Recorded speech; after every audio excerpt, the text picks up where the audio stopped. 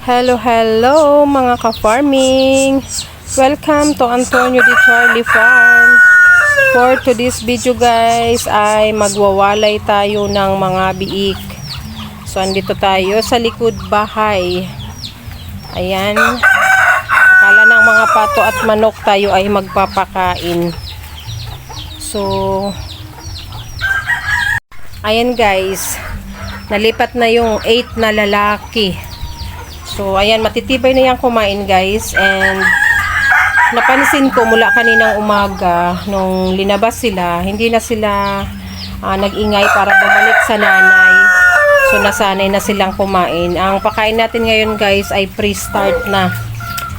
So, ano na ngayon? 19. Walay na talaga. Tapos, ipapapick up ko na yan sa 25.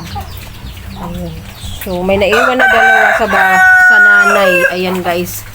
Yung dalawa na yun na ay babae. Yan ang ititira ko para gagawin kong inahin. So, dyan ko muna yan sa ano. Iniwan muna natin sa nanay para mas ano pa. Ano yun? Para mas lumaki pa. May langgam yata yung paanon oh. Nakagat yata ng langgam. Kakamot.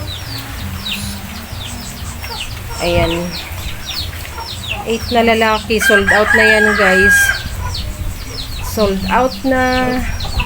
And yung benta dyan guys. Ayan din ang ginagastos ko dito. Gastos namin dito sa farm. Gastos sa bahay. So dyan ko rin kinuha yung mga binabayad ko sa tubig, kuryente, sa internet. So pambili namin ng gasol. And budget sa araw-araw, baon ng aking anak, panggasolina ko rin, paghatid sundo. So, ganun lahat. Pagkain ng mga baboy, syempre, nakautang na ako, so kailangan nating bayaran. So, hindi man lahat mabayaran. Ang importante ay nabawasan, guys. So, abang naman tayo sa susunod. Kung sakali, guys, na dalawa talagang babae ang matitira sa akin, ang gagawin kong inahin dyan ay isa. Ang isa ay ibebenta pag 4 months na. Para yun naman ang panggastos ko na pang support naman sa kanila. Hanggang sa maging inahin yung isa. And pang pakain na rin dun sa nanay nila. So ganun ang buhay dito guys. Dati puno ito ng baboy. Ayan. Ilang room yan? 1, 2, 3, 4. Oh, ayun. 5 itong room na to na magkakatabi. Ito pang biik ito guys, oh. Itong dalawa na tong malaki pang biik. Ayun, 3 bago kong pagawa para sana sa inahin habang nagpapalaki, habang nagbubuntis. Ayan yung paanakan namin. Tsaka dun yung isang paanakan din. Tapos, ayan, may isa pa akong dyan guys. Kulungan. Diyan ko ililipat naman yung mga babae na yan na naiwan sa akin. Ayan, kulungan dati nung native, yung itim na baboy. So, ayan. Masukal ngayon, guys. Kasi laging ulan, malakas ang hangin, lahat ng dahon, guys, nagbabagsakan. So, ayan, kahit araw-arawan natin dahil puro dito kakahuyan ay ganun talaga. So, ito, guys, nagbaklas na tayo ng net. Dati kasi, kumakain yung mga baboy ng mga sisiw, kaya lahat ito dati nakabakod ng net. So ngayon luma na yung net, alisin na natin kasi dun sa kabila, dun ako gagawa ng kulungan ng mga manok at pato. So ganun pa rin, naghihintay pa rin ako ng budget kasi kailangan akong bumili ng ganito pa rin at gagawing bakod dyan sa kabila para sa aking mga pato at manok. Ayan.